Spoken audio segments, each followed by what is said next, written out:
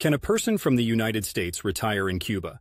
Retiring in Cuba as an American is definitely an interesting prospect, but it comes with a myriad of challenges and bureaucratic hurdles. Legal and political landscape. First, the political relationship between the United States and Cuba has been somewhat contentious for decades.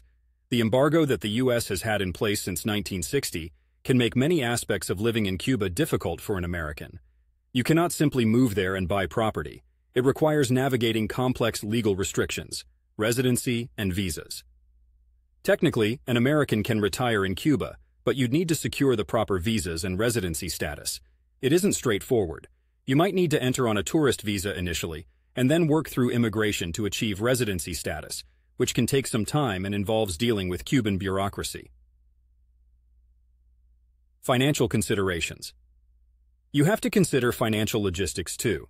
Due to the embargo, you can't easily transfer your U.S. retirement funds directly to a Cuban bank.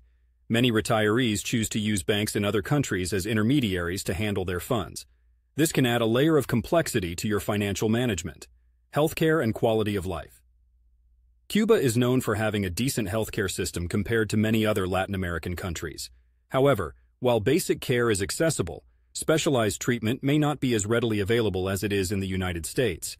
You should prepare for a lifestyle that may not include all the amenities and conveniences you're used to. Cultural and social integration.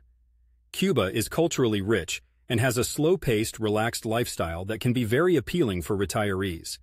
Learning Spanish will be essential in order to integrate into the community and navigate daily life effectively. Practical steps 1. Visit first. Spend some time in Cuba to get a feel for the place before making any long-term decisions. 2. Consult experts. Work with legal experts who specialize in Cuban law and American expatriate issues. 3. Financial arrangements. Make sure you have a solid plan for how you will access and transfer money. 4. Healthcare planning. Consider how you will handle medical needs and ensure you have adequate insurance that will cover you in Cuba. It's definitely possible to retire in Cuba as an American, but it requires extensive planning and a willingness to navigate a lot of red tape. It's not a decision to be made lightly, but can be very rewarding for those who are prepared.